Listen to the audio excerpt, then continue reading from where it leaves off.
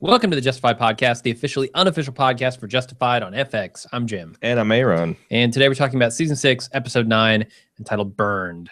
Yes, we are. The one where they just out the rat. Mm-hmm. They just up and out him with no pomp, no circumstance, nothing. That's kind of way, I guess that's a lot. That's how Justify rolls. You remember when they had the whole DB Cooper plot or whatever, and Sheriff Shelby. It's like that was the season mystery until it wasn't, and then it's like, yep, I'm the guy. It's weird. It didn't feel right here. It really didn't. With maybe, and that might be a syndrome of being podcasters and hyping this up in our head and going, oh, what are the theories? Who could be the rat? What kind of twists and turns? And I've been repping the Duffy as the rat theory for a while now, and I was like 2 weeks, right? Yeah, I was like, well, okay, it's just there it is. I mean, clearly, whatever. That's the weird thing is whatever files Duffy gave to Catherine and then Catherine gave to Art immediately led to these sealed files that identified Duffy as the rat. Yeah. Which means that the whatever files the Wynn gave to Catherine seemed like they would be awfully dangerous to give her. Assuming she can't get her hands, assuming she could get her hands on the sealed files. Yeah. That's when they would be dangerous. Yeah, I don't know. Like I said, it wasn't great. It wasn't bad. I mean, it was surprising. I know whether I was expecting like a dramatic hamster turn, where I could get like a dun dun dun moment, but yeah, I wasn't expecting that, but I was expecting a moment where the show tells us in not so many words that Duffy is the rat, and we're all encouraged to put the pieces together. Yeah, it's like you had this whodunit where you have 3 plausible possibilities, maybe even 4. If there's a crazy, I think Art is the mole theory too, or Sure. rat, or Tim is the rat. And so at the end, instead of like the audience being able to chance to figure it out themselves and then do the reveal, it's just like, fuck it, we'll just do the reveal. Yeah. The butler did it with the lead pipe in the conservatory. It felt very weird. Yeah. So anyway, that was the defining moment of the episode for me right up front. Just, Duffy in a tanning bed, a rat in a tanning bed. What did you think? So the first time I saw this episode, I really liked it and I thought it was exciting, got my pulse going. It was a little bit weird about the rat, but then I liked the Loretta stuff, all that. The second time I watched it, minus some of the tension between is Loretta going to die, is Boyd going to die, it felt it I don't know, it didn't hit as well for me the second time through. It felt a little bit perfunctory and like, well, we need to move this into finale mode, which if the next 3 episodes are amazing, which I expect 4 episodes, then fine. But it just felt like I felt like I heard Justified shifting gears. Okay. And I liked it. I liked it a good. lot. All right. Aside from the unceremonious Duffy reveal, I liked it a lot. It also feels like, again, not to go back to this, but the more I think about a lot of the plot, the less it makes sense. Going back all the way to the Christmas tree weed, to the motivations of all the characters. We'll get into this more as we talk about it, but it's just like there's something I can't quite put my finger on that just doesn't feel believable about this whole setup. I think the central premise that Kentucky and specifically Harlan is the only place in Kentucky to grow weed. I mean, that's the one thing, but the whole like this get Boyd and we have to do it quick and it can't maybe it's the Wire fan coming out at me, but I just expect an investigation where you're definitively going to take someone down. To take months. Yes. And it just feels like everyone is super impatient, down to like Rachel. She saw these guys try to rob the thing, blowed up, black smoke coming out. Raylan was exactly right. And everything he said at the end of the episode, and she's like, damn it, Raylan, you keep letting me down. I'm like, Jesus Christ, he found the bumfuck shaft and knew the time and date and place. It's like, fuck you, Raylan, for not being omniscient. And he knows, he's exactly right that he has Boyd and the bad guys doing everything he wants them to do. Yes. And he knows the exact time and place that he will strike again. And that he's going to just get stupider about the way he approaches this. yeah, I don't know that it was out of character or completely insane that they were pushing and pushing and pushing, because they've been doing that for a while with Ava. I mean, and if you're saying, yeah, you just don't buy it from a season-long arc, then I get it. It's when I start thinking about why is the pressure here? Well, really, the pressure is because we need a killer final season for Justified. Yes, and I like, okay, but I hate hitting that I hate hitting that as a reason for anything going on. Yeah, I'm with you mostly. What Raylan says about Boyd, I feel like you could say about the U.S. Marshal Service. He's just going to keep coming at us harder and dumber. Well, you keep coming at Boyd harder and dumber, and someone's going to get died, or someone's going to get killed, or Boyd's going to get let off the hook, or even worse, someone like Loretta or Ava is going to get killed. I don't know, but there's a lot of good stuff in it. I'm sure we'll get to the good and bad. Yeah. Would you like to know who had a hand in making this? Yeah, sure. This was directed by Don Kurt, who has a lot of television experience, going back to stuff that I'm sure people will recognize, like Viper and a Sentinel, Nash Bridges. Okay. And then he's directed 3 episodes of Justified before this one. It was co-written by Leonard Chang, who's the writer, executive producer, one of the executive producers of Justified, Dave Andron, who has been a writer on Justified for 4 episodes before this. And then Jenny DiArmit, who has kicked around as script coordinator and writer's assistant on many, many shows. This is her first writer credit. Okay. So maybe I wonder if that's unlike the Walking Dead model, where you just take a first-time writer with some relevant experience and throw them to the wolves. I wonder if they intentionally kind of like assign these people to... Yeah, like, well, we're gonna put Leonard and Dave here on it, and then on the Yost next engagement, maybe she can fly solo. I don't know. I don't know how it works behind the scenes. Maybe Yost is building that stable. Certainly not going to be for this show. I also feel like in this particular, and I don't know whether this is the way they all work, and they divvy up the credits neater, but from our conversations with Taylor and some behind the scenes stuff I see with Yost and his postmortems, it feels like this is a lot more of a hot potato collaboration thing, where it's very rare to have multiple writers credited on other series, where it's like little bits of this, little bits of that, and the way they shoot it, they might just like draw a lasso around 3 different scripts and like, okay, we need to make sure this has a end and beginning, and they move things around and sequence a lot more. But for whatever reason, we've had a 4-writer script. This is a 3-writer script. We've had a lot of 2-writer scripts. A lot of times writers get added on when they don't do a whole lot of writing. They'll have like ideas, or they'll be, kind of ancillary writers here or there. Yeah. And I've seen people who are just like creators getting credited with writing all the time. But I'm just saying that, like, I've been doing this writer director thing for just over a year now. And it's just Justified is the one where it's tons of double, triple, quadruple writing credits. Sure. Okay. Anyway, speaking of people getting killed. Yeah. Boone is going to, at some point in this season, before it is over, square off against Raylan in a quick draw competition of sorts. Yes. If Boone kills Raylan, I'm going to go to Harlan County and into a mine, and I'm going to blow the entire town into a sinkhole. I'm going to sink the pizza portal. And then I'm going to throw my Justified DVDs into that giant pit. This douchebag can't kill him, right? I mean, he's certainly menacing in a creepy way. And I actually I don't like his look, but I like his look for like the wide-eyed kind of deranged. And I know this guy has been in a lot of stuff that I don't recognize. I meant to look him up. He was in Hannibal last season. He was in I've seen him around. It's called the Black Downtons or Darabys or something like that. That was from like 10 years ago. That he was like a main role guy in. Black Dahlia? No. It's a TV show. It's a one-season TV show, which I'm not familiar with. So I'm not going to pretend. But I've definitely seen him kicking around in other things before. And he also looks kind of similar to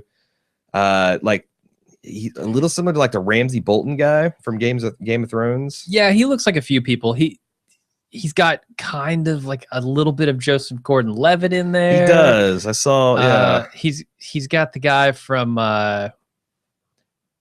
shit, there's some really bad teen movie I saw a long time ago. I don't know. He's in Sleepers. How about that? Sure. But anyway, I just don't. I don't want him to kill Raylan. My question is, clearly he's brought in as a quick draw specialist. It's been a while since Raylan has quick drawed anybody. In fact, we're talking over lunch. It's like, I know he got shot late in season 2, and then his recovery from that was a thing in season 3. The ice pick guy he pulled with the tablecloth, and then he ran a guy over. I can't think of him drawing down on anybody in a long time. Yeah, like actually having to draw down on somebody. They've been going more of an ironic end for these would-be gunmen. Yep. And I wonder if they're going to keep that alive, if they're like, we need Raylan. They can't. In this final season, they can't do it. Like, he's got to have one last drawdown. He has to. And if they are not setting it up, I will eat my hat. I will eat my hat if Boone is not the guy that he draws down on again and kills. I swore to destroy the entire town of Harlan. I don't know that eating your hat's going to cut it. Or, all right, I'll eat 2 hats. I'll eat Raylan's hat. How about that? Oh, a Stetson. Do you know the history of the Stetson? I do. They were made in New Jersey. Cool in the summer, warm in the winter. Yep. A more practical garment has never been conceived. Absolutely. Did you buy... One thing that worked about this for me is that I completely bought him as a threat to Loretta. Oh, yeah. I was scared in that first scene until he made it clear that he was threatening her and not just there to kill her. I was scared that she might die. And I'm still kind of scared that she might die.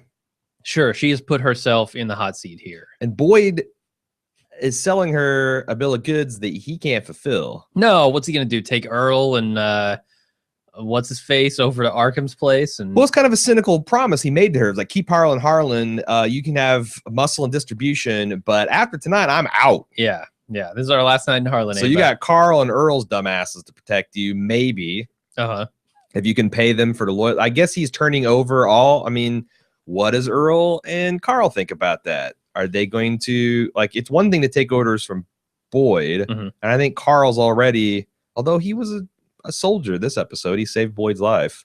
Carl's already starting to rethink that. If Boyd's like, oh, by the way, I'm flipping the keys to Harlan to Loretta on my way out. Yeah, Earl's the one who I wouldn't trust. I don't trust either one of them. Earl seems super shaky. Carl seems less shaky. Well, it's shaky, but it's shaky for like being loyal to Boyd, but then like, hey, this teenager, you report to her now.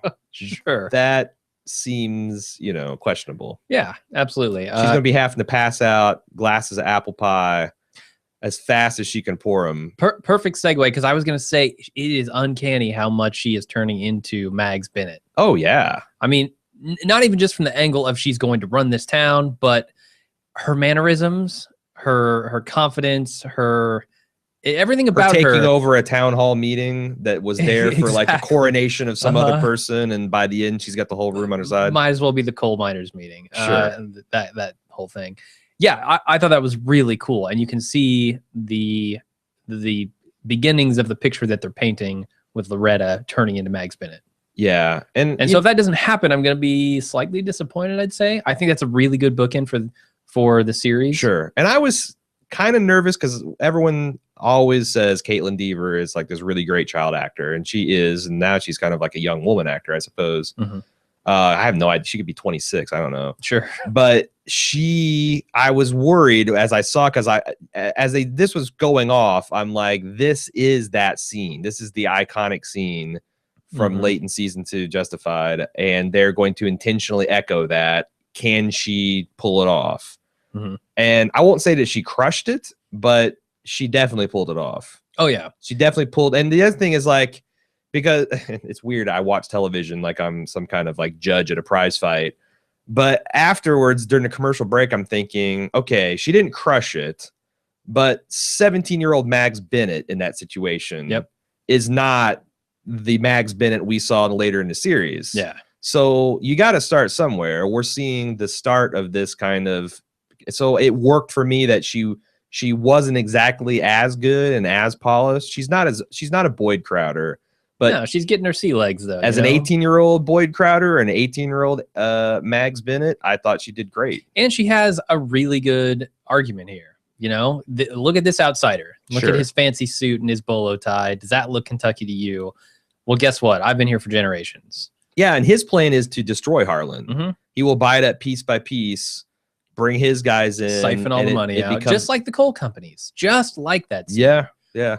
And so when Loretta steps up and says, "Hey, I'm going to give you guys a piece of this. You know, I want Harlan to reap the prosperity of all this." Yeah, that's a great moment. I like it. And seeing her and Boyd team up, like tag team this guy, that's exactly what I was hoping for. I then see Boyd to be kind of vaguely uncomfortable about the fact, which I was trying to decide whether that's because he knew he's kind of leaving her with this shaky legacy since he was going to, you know, bug her off. Because that's one thing when she came to him for help, which I thought was great. When I saw that, I'm like, yes. He's like, well, why don't you go to Raylan? She's like, well, you know, it's complicated. Besides, Raylan's not long for Harlan anyway, implying that Boyd's going to be a long-term partner. So he's And they focus on Ava's face while she comes to the bar, and she's got this kind of like sad or disappointed look. Do you think it's because she knows that Boyd is setting her up to fail? I mean, is Boyd cynical enough to use her as a distraction against Avery Markham, while he comes after her? I think so. Because it's just like, it just doesn't add up. But on the other hand, does he in some weird way care about Harlan? I feel like more at this point he cares about himself and Ava getting out of here. I mean, I think it's amusing to him to leave the town to Loretta, but he doesn't not care, but he doesn't care enough to stick around and like, okay, well, I'm gonna stick around for another 6 months and see this transition through. Because I think that would work if Boyd stuck around for 6 months and did the Dread Pirate Roberts routine on. Of course, you don't get that reference because you haven't seen the fucking Princess Bride. But that scheme of you know, he's working with her hand in hand, and then gradually gives more and more of the responsibility. His henchmen see that she's competent and also ruthless in her own way. Then leaves, then that'd be fine. But I just don't see him leaving in the dead of night. Presumably making, you know, Earl and Carl rich in the process. I don't see him getting away with it. I see him trying it though. Well, I'm just saying if he did, like he pays, you know, there's what, how many millions of dollars? Was it like 10 million? 10 million. Yeah. And he gives, you know, $500,000 to all the henchmen, and then he and Ava go off in the sunset. You know, Loretta's left with a pissed off Avery Markham who has nothing and is desperate. Yeah. That's not good. And a couple of, you know, okay at best thugs who have $500,000 to their name. Why are, you know, they're probably gonna risk their lives now to help Loretta out. Yeah. I don't know. We don't have a good idea of how they're going off the they Branson. Are at Harlan. They're going off the Branson for that money, and they're going to have themselves a good old time. Right. They're going to turn on some Johnny Cash, and kick up their heels. All right. Yeah. Anyway, I like that a lot. The other thing is Raylan's trying to get out. Raylan's willing to sell her his land. Actually, he's trying to give it away. Basically, he's like, you know what? I don't. When he said, "I want what it's worth," I almost thought he was going to say jack shit. Like, you know, yeah. Promise you'll do something with the dungeon. Promise you'll fix that up. Yeah, he also offers the land to somebody else, doesn't he? He's like Art. To Art. Yeah, he's literally trying to give away the thing the whole damn time. Yeah. He's got his grave. He's done. Yep.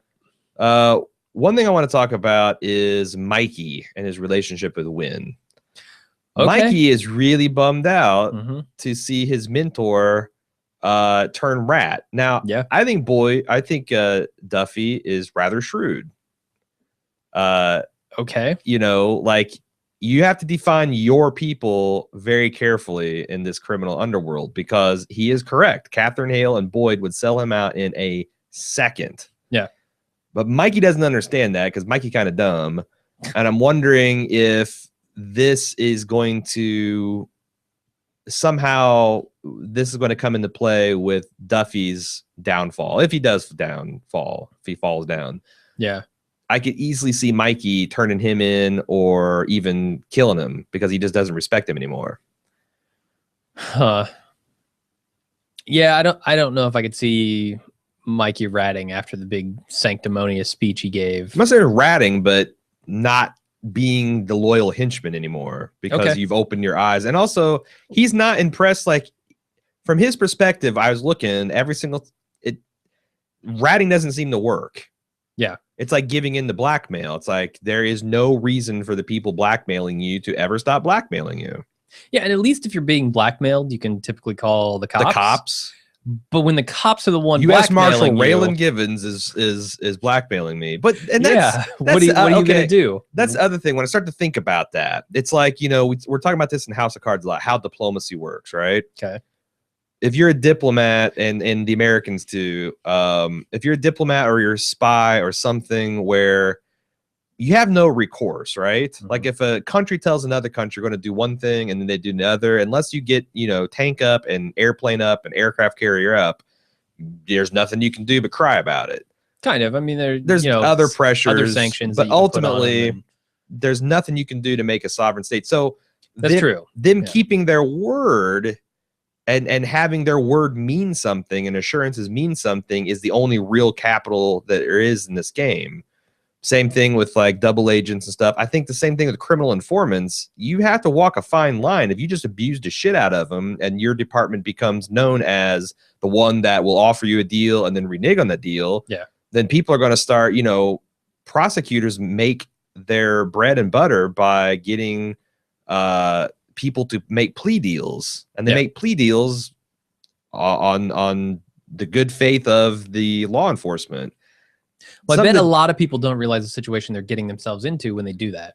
But I'm saying that, like, there's limits to what you can do to criminals before they'll just be like, well, fuck this. And then the word will get out to other criminals that you don't keep your word. And then what do you do? So this season, it's kind of bugged me a little bit, just how like, oh, you're not cooperating with us, we'll just punch you in the nuts. Like, Raylan's punching a lot of people in the nuts of late. I thought it was the stomach, but sure. They could be nut shots. Why not? Oh, okay. Yeah. Nut or gut. Either way, he's getting handsy and they're playing fast and loose. They're coming again harder and dumber. Sure. That's Raylan. It doesn't seem like that was the Marshal Service as a whole up until Art's standing there with them. I mean, no, I mean, until recently. Oh, I got you. Yeah. Sure. Now it does. It feels like they're getting dumber and harder. Speaking of unceremonious ways to dump information on us, let's talk about Seabass. Okay, yeah, why not? What did you think about Catherine Hale just dispatching him in like a 3-minute scene and that's done? Sure. I don't know. He was the last of Arkham's guys. He had a great line. He had a great line of the week candidate where he said, "What are you going to do? Like send your soft rock militia after me?" Yeah, see, I was never very much invested in Seabass. Nah. But particularly Seabass. He was like, I liked Mundo better. Yes. I liked Ty Walker better. Yes. I wanted to see those guys given proper treatment. Seabass I didn't give a shit about, honestly. Yeah, they never really developed him. He was just kind of almost a comic foil to Mundo. It felt like a Laurel and Hardy routine. Yeah, a little bit. So I guess disposing of him, and Graham Yost mentioned in his post-mortem that one of the things they did to get Mary Steenburgen in on the series is she says, well, do I get to kill someone? I want to shoot somebody. Okay. And he goes, fine, you can shoot somebody. So that was like fulfilling their end of the contract. Cool. How about the other rat, Ava? Yeah. Ava's the other rat. She is what appears to be firmly on Raylan's side throughout most of this episode. When she breaks down in the pizza portal and says, hey, this is what's happening. It was supposed to go down a week later. But here's the thing. Down tonight. Here's the thing. When Raylan makes Boyd turn rat and goes to the bar, and his sole purpose there was to give him, like, you know, false information so they can set a canary trap and see if Ava passes that information to Raylan to see if she's still on their side. Boyd smokes all that out. Yep, immediately. He's like, Raylan's pulling the string. This is the moment we pull our get out of. They've been talking about we can use Raylan one time. They don't use him. Well, that's what I'm saying. Ava, if we go with your narrative, that Ava tells him, are you certain that this wasn't somehow using that get out of jail free card? Like this plot was never meant to succeed here? Or that Boyd was thinking there's no, like, because he thought that the other thing is the marshals were looking at the main entrance of the mine, and he says, him when or how. We're going to go out the ventilation shaft, which I'm assuming is another thing. Of course, nothing went to plan, so they came out the main entrance anyway. Sure. I'm not so sure that he didn't pull that. I'm not so sure that this isn't just a longer con. Oh man! Now you might be right, because she doesn't tell him how it's going down, and she says, "I don't know how." And I can't square that with how angry Boyd was at the end. Although I guess that's just he just almost got blown up and died in the mine again. Yeah. Well, that was all with Zachariah, right? Right. But I'm just saying that Boyd knew he was being set up. They talked about pulling the Raylan cord, and then that cord never got pulled. So I think that there is something that we don't know yet that's going on. Okay, I'm not buying that, but I see why you say it. I wouldn't rule it out necessarily, but I thought Ava, after being caught again, because not divulging information, she finally does. And that was kind of fun too, that Raylan thinks Boyd just incompetent. It turns out he had a savage betrayal at the end. Yeah. But the way I see this playing out is, Raylan thinks they're going to tunnel up through and then crack open the safe. Boyd was just going to blow it, and that safe was going to drop 100 or so feet down the mine shaft. Then they haul it out the ventilation shaft that Raylan doesn't know anything about, and he makes off the money, and the marshals are holding their dicks. Yeah. But yeah, I mean, we said 2 episodes ago, thank God we finally are done with the Ava double, triple, quadruple agent stuff. Nope. Are you disappointed? I don't know. I feel like we're mostly done with it. I guess I feel like we're more done with it than you do. So no. How do you say that? Because Raylan's back to kind of trusting her, and Boyd's back to not kind of trusting her, which is where we've been at since fucking episode 2, episode 1. Honestly, because she gave him actual information. I don't know if she even knew about the secondary shaft, like a ventilation shaft or anything like that. She gave him what information we know she has. So I feel like that was her cooperating. I feel like I want to give this plot a wag of my finger. Like I'm not fed up, but I'm getting there. I feel like this thing and this has been an awesome season, but this particular plot point has tread water for 9 episodes now. And I guess it's kind of interesting to see who she's going to pick at the end or what life she's going to choose, but I'm not that invested in it. I think it's more interesting to see Ava ride or die for one way or the other. And I also feel for her because, when Boyd comes back and he doesn't have the money and now he's saying, like, I'm going to hit him. She's just destroyed because she doesn't know what to do now. Do you see Ava as a proxy for Harlan in general at all? The audience? No, Harlan. Yeah. The fate of Harlan here is being decided between Loretta or Arkham. And a lot of that rests on Ava's back here. Well, and broadly, it's like, you're just sitting here.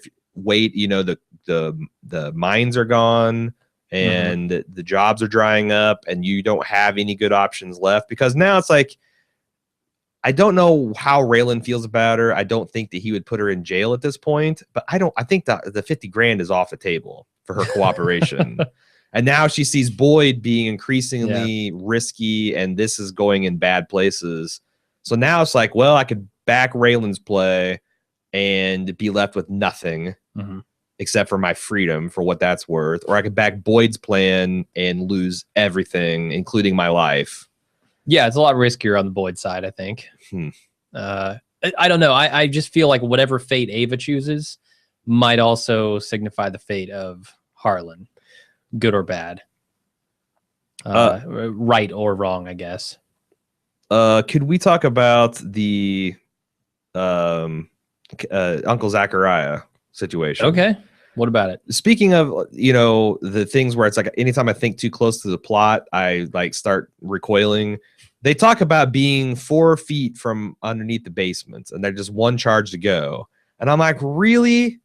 4 feet away from the basement, and you're not hearing depth charges blowing the ground from you're standing on? Only Raylan can hear that. They say 4 feet. I didn't. They did. He said we're 4 feet below the basement. All I got to do is blow this final charge and then blow through the concrete, and we're there. And Boyd's like, oh, you got to do it in 1 go. Yeah, he's saying deep drill, place 2 charges. That seems like more than enough, doesn't it?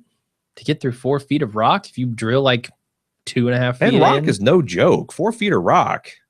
Yeah, but they're drilling in. They're not just the way that they showed this go down was weird to me. Because I agree. Boyd says, like, let's deep drill it. Let's drill way in there. Let's shove 2 depth charges in there. Well, I think that's what he's saying. Instead of doing dynamite, instead of doing 1 drill and 1 charge, and you're basically drilling 2 borehores, one deeper than other. But I don't know what deep means. Deep could be 6 feet instead of 4.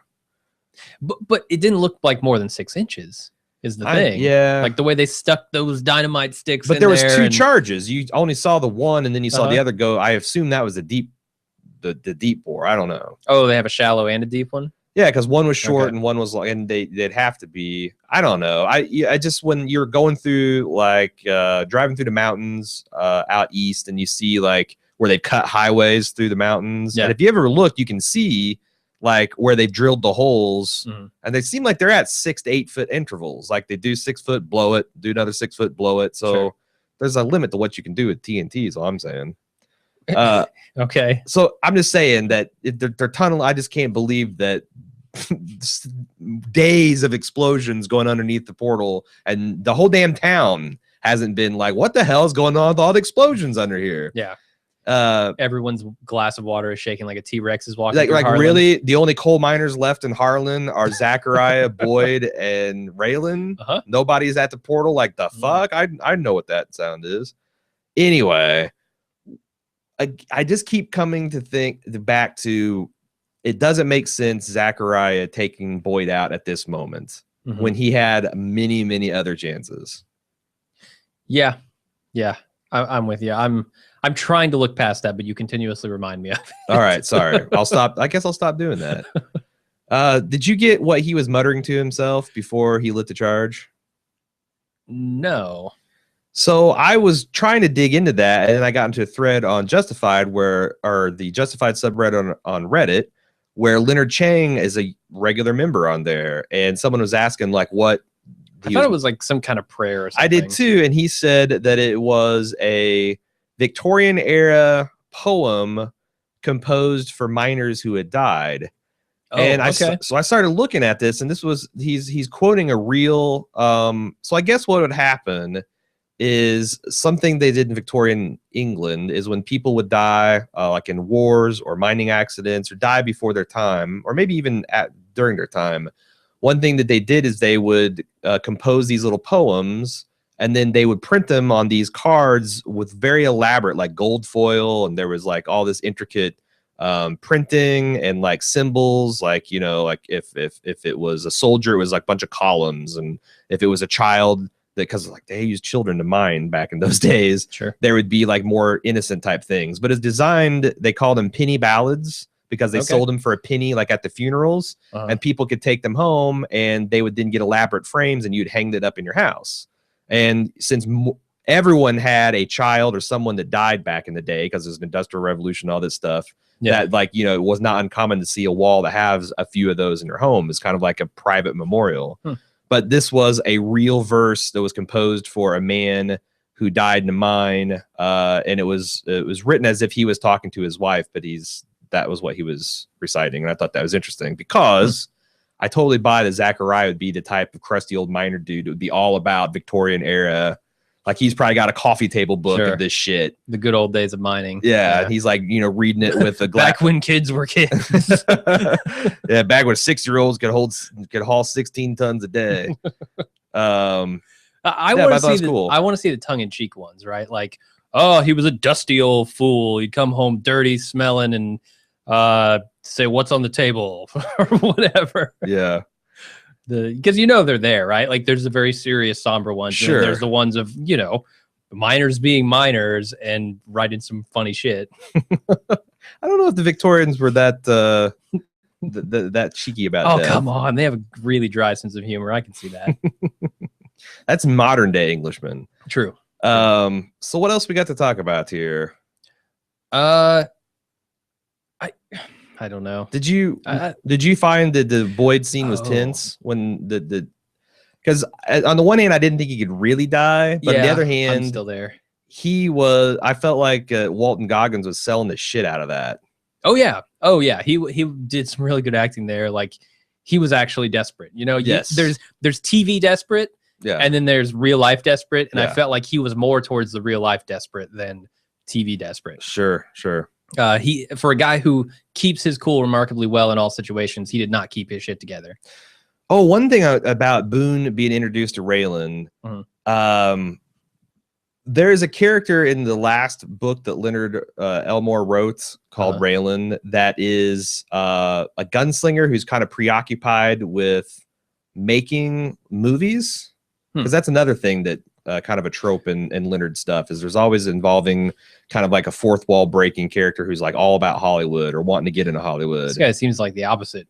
Doesn't know who John fucking That's what Wayne I'm saying. is. Like, I feel like this is that storyline, and they've taken that character out of that and given him a more bizarre physical appearance, and to kind of nod or wink at the people that are Elmore fans. Yeah, they're like, he's gonna blatantly not know anything about movie gunslingers.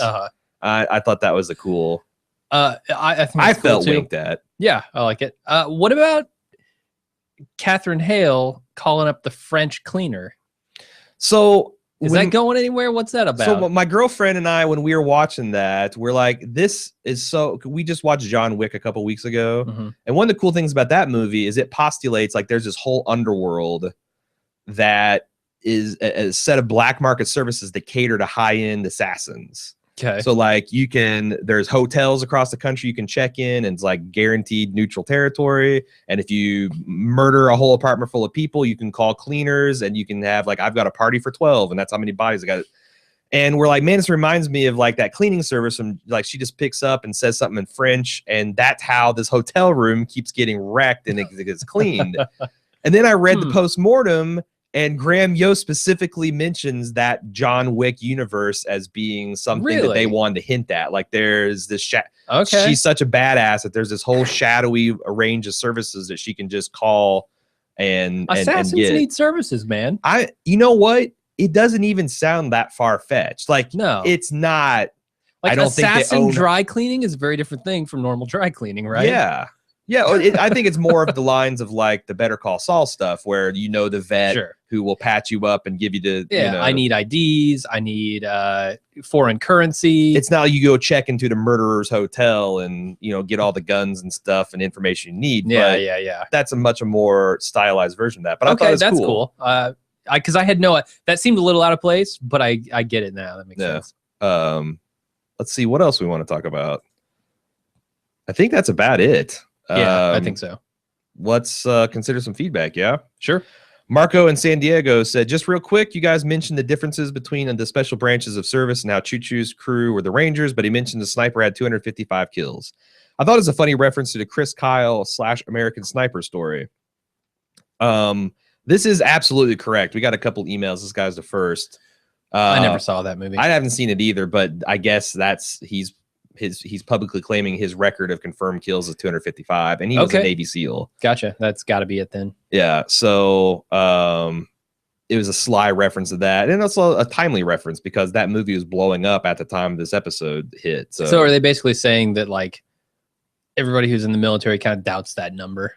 Well, it's more probably that there's like Army thinks Navy is bullshit, and Navy thinks Army's bullshit, and there's a lot of and everyone thinks the Air Force / Air Scouts are bullshit. So there's a lot of that, I think, going on. It's strange to hear Rangers talking about Navy SEALs but because I've always considered the Rangers as kind of like the Bud Light of Special Forces. Watered down. Yeah, I mean, I'm not a badass. I don't want any Ranger kicking my ass because I said that. I'm just saying, reading Black Hawk Down and stuff from that kind of see the Rangers as like the gung-ho kid version of the Special Forces. Okay. But I never jumped out of a perfectly fine airplane. That speaks ill of the media, not of Rangers. Sure. Right? Yeah. That's the impression you've been given. Plus there's I mean, I don't know how you deal that with that's probably a real thing. Like you're a Ranger and you've jumped out of airplanes, you've been involved in invasions, and you're a badass. But there is a tier of Special Forces that thinks what you do is a milk run. Sure. And there's probably a subset of that that like, you know, so you're a Navy SEAL, but are you a SEAL Team 6 Navy SEAL? Like, where does it end? It reminds me of that Penny Arcade comic of like you see like this badass mercenary and then it pans above it and it's like the guy from Splinter Cell doing like that split leg hallway about to kill him, and then it pans above that and it's like Batman's above him, like about ready to swoop down. It's like, where does it end? Who is the ultimate? Anyway, I think it's God. God wins that arms race. God wins the arms race always. Natalie H said, "Hey guys, I was thinking maybe this could be how the season ends." Ooh, a prediction. It seems as though it's going to be if Raylan would have left with Winona when he had the chance, everything would have been fine. If Boyd would have took Ava and ran when he had the chance, everything would be fine. The invitation and the greed to do that one last thing is going to be their downfall, and I don't think either one makes it out alive. I do think that they are going to go full circle and end up down that mine shaft for their final confrontation. Becoming a popular theory. Yeah. I think Ava is going to get out of Harlan alive and hopefully some of Markham's money, although I think at this point she's going to get caught in a crossfire with Markham before that happens. The only thing I wonder about is Ava. Is she going to find out if she's pregnant in the last episode? So with Raylan already having a child, the narrative be Boyd and Raylan didn't make it out of Harlan alive, but at least their children have. I thought that at the beginning of the season, but go back and forth because I'm not sure if Justified is that type of show. That would be interesting. That was my first thought too. Not that type of show, but Boyd and Raylan both died in mine, but you know, Ava's got Boyd's baby and Winona's got Raylan's baby. And they can dig coal together and start all this over again in 30, 40 years. What if we jump forward about a year, Winona has Boyd's baby, Ava has Raylan's baby, and they're holding them hostage. Well, okay, I can see the Ava. How is Boyd getting down to Florida and going? She comes back for a visit. There's a caper where Winona said she was taking a nap. The babies are in 2 identical strollers. They're accidentally switched. Winona said she was taking a nap, but what she really did, as soon as Raylan took the kid, she like paged Boyd and said, "Come get it." Yeah, they've been hitting it since back in high school. No, I don't know. I kind of agree with her sentiment that it's not that type of show. Yeah, and a lot of people are hanging their hats on Raylan surviving solely on the fact that this is an Elmore Leonard inspiration, but I lean that way too. Yeah. Well, you know, the man ain't around anymore. Of the two, of Boyd and Raylan, assuming either of them survive, I think it's going to be Raylan over Boyd. And I feel like that they have so much respect for Elmore Leonard that it's more than, it's like, do we have the right to kill this man's character? Sure. You know, like, unless you knew that he would be okay with that, that seems like something that they would not like. Neither Yost nor Oliphant nor Goggins would be cool with just laying hands and doing violence to Raylan based on that fact alone. Might be right. Dan from Manchester said, in your last podcast, you're discussing Zachariah's intentions, and I'm just wondering if it has anything to do with Ava. In episode 5, Sounding, it felt like Ava was up to something that even we as a viewer weren't really aware of, and then Zachariah was introduced in the next episode. Is it possible that he is working for Ava in order to steal the money so that she can screw over both Boyd and Raylan over? One problem with that theory is that Zachariah did not actually steal the money, nor did he even blow a hole sufficient to get the thing down there. In fact, he could die. He could be dead.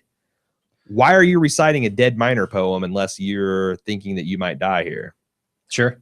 Also, the conversation that he had with Ava a couple episodes ago about Boyd didn't strike me as one where Ava was in on the plan. Yeah. And she's trying to defend Boyd, you know? Agreed. He's not Bowman.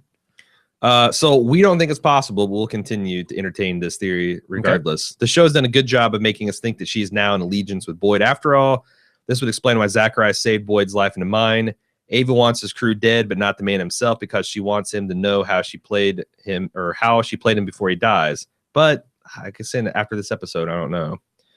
Also, I feel like we never got an explanation from what happened to Earl after he was arrested by Raylan at the start of the series. I've either missed something, or is it? He wasn't arrested. His dad took the fall for him. I was about to say, I'm pretty sure that's how that all played out.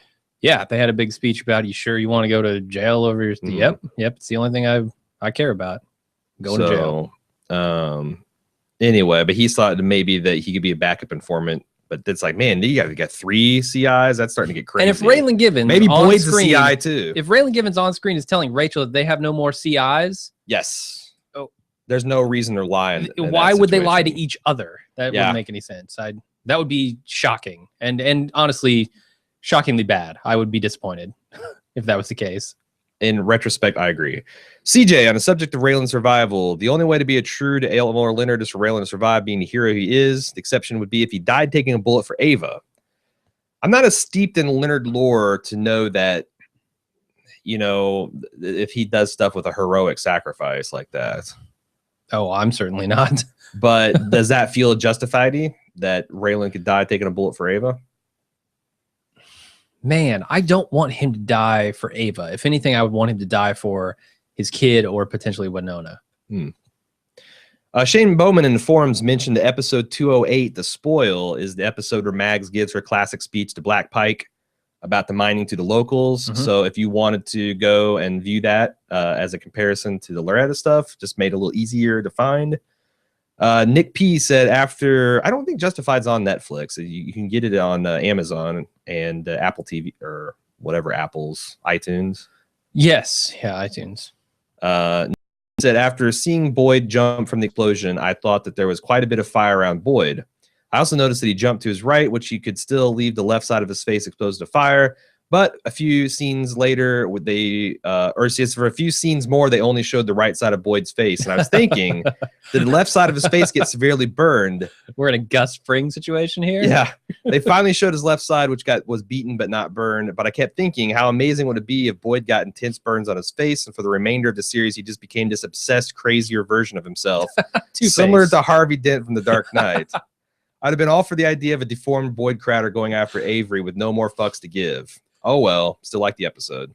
All right. I don't know if I would be totally on board with the Two-Face idea. But at least some singed hair, right? He's got this crazy hair that everybody always talks about. Singe it off at the end. There was a long thread on Reddit about Boyd and his similarities to the Joker. Okay. Which I didn't find that compelling, but I thought it was interesting that now we got Two-Face going on here. His big smile, like what? Yeah, basically crazy hair, big smile, lights, gunpowder, gasoline explosions. It seems way more educated and intelligent than you would expect from their background and appearance. Yeah. I want to say something else about this whole Two-Face plot. He kind of, minus the facial scarring, that's kind of where he's going. Like, he's getting increasingly desperate and increasingly crazy. So I think other than the horrific CGI facial scarring, we're getting this version of the character. Which, you know, I say I'm not on board with it, but maybe it might be cool. I think it could have been cool. Depending on how they handle it. Yeah. Yeah. He ain't pretty no more. Emily says it was probably her favorite episode of the season, right behind The Hunt, which that kind of blew me away, because I feel like The Hunt was kind of the peak so far, and we've been in a 2-episode lull before we kick in hopefully overdrive the next 3 or 4. Also, the Win Duffy snitch reveal was very abrupt. Now that's out in the open, he can't be long for the Justified world. Do you agree with that? I think so, yeah. You think? Because everyone gets out of this. Everyone can't die in the finale, right? No, definitely not. So, and we've dismissed the minor henchmen. It's just going to be a full episode of people getting shot every 5 minutes. There's like countdown to the next death, so you can synchronize your bathroom visits. Like, is Limehouse coming back? He's got to, right? He just kind of disappeared off the map after warning Boyd. He can't offer a partner shot. What if Limehouse ends up being Loretta's muscle? Oh, that's not a bad idea. Because I like Limehouse. I think he's a good guy. Yeah, and what I can tell, I mean, aside from Errol, I think he has a lot more muscle than that, right? He has a lot more muscle. Yeah. And he also don't take kindly to dudes threatening women. And he's super invested in Harlan County. Yeah. I mean, sure, he's his own little enclave of Harlan County. Which, I mean, there's a whole reasons for that, but that would be kind of an uplifting end, that like Harlan County is genuinely coming together, like breaking down class, breaking down race. We're taking it back for the people. That could be cool. Yeah. Anyway, she said, Loretta freaking McCready, man. I just love that character. I'm so glad they brought her back for the final one. She's like Mags Bennett 2.0. Her and Boyd is one of the best duos on TV ever. I mentioned previously that I wasn't that high on Loretta. I thought that they kind of used her as a crutch in the last few seasons, just like, oh, remember that cool season 2. I'm with you. But this feels more substantial, and I'm a lot more on board with it. Yep, totally. I think Justified is one of the only shows that can pull off introducing so many great new characters in the final season and have that not be a bad thing. This guy Boone coming in so late is very damn creepy and despicable, but so good. Oh, one thing I also picked out on the Yost with the most postmortem, the Yost mortem, is that they knew they could get this Dillahunt guy who played Ty Walker only until December, because he was then going to go shoot that new Amazon series he's doing. So they planned on that being like an arc, and then they're going to reintroduce this, which worked a hell of a lot better than an actor just stopping in the middle like they did last season with the Jean-Claude guy. Yeah, absolutely. Was it Jean-Claude? That was Jean-Baptiste. Jean-Claude. I have been watching too much. JCVD was in. He was the last season of, and he quit right in the middle. He's tired of his bullshit. Shit. I had something I wanted to say about that. Well, I'll keep reading it. I'll keep reading Emily's email, and you think about it. I'm looking forward to his inevitable death, because you just know he's going to die in some spectacular fashion by Raylan, hopefully. Counterpoint: Loretta takes care of him herself for the apple pie. Markham? No, Boone. Because we're thinking he needs Boyd to protect her. She needs Raylan to protect her. Could be interesting. What if she just pulls the classic and unlike Avery, he wouldn't know to avoid it. You're right. And he's also got that creepy, like, come on, and I could see her turning on the charm and like, well, have a drink with me, and him being so overconfident and a just giant dick. Would that be I think that would be kind of spectacular. I think so. Yeah. Lord is. And I mean, if you ever want to make a Mags Bennett comparison, there it is, right? And now that I think about it, I'm kind of like feeling like I'll be a little bit robbed if we don't see the apple pie in conjunction with Loretta. I know, man. That's the thing. Like with this Duffy stuff, we built it up in our heads. Like, oh, I want an awesome unveiling of who the rat is. And then it's just unceremonious. And it might be the same thing with some of this other stuff that we're building up. If Yost were to listen to his podcast, I could see him being like screaming, "We fucking referenced apple pie."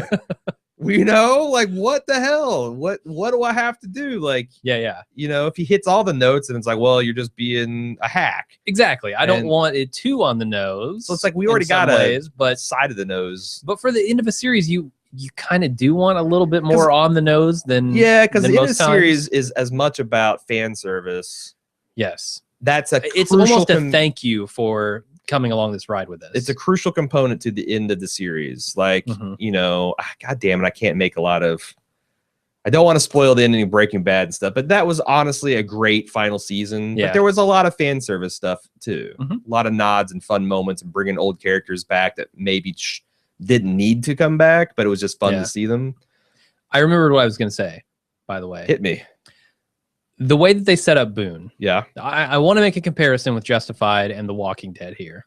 The way they set up Boone being a badass with this gun. Yeah. Without ever firing a single shot.